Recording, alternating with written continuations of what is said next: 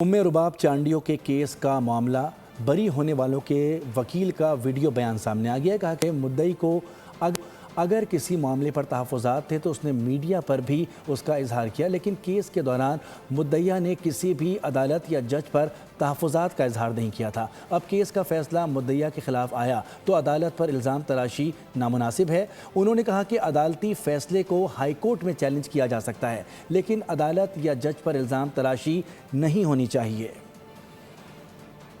کی عدالت نے 8 کے 8 ملزمان مس رباب چانڈیو کے وارثان کے قتل کے کیس میں باعزت بری کر دی ہے کہ یہ جو کمپلیننٹ پارٹی ہے تو دوران ٹرائل کبھی بھی انہوں نے یہ اظہار نہیں کیا کہ عدالت پہ ان کو کوئی خدشہ تھا۔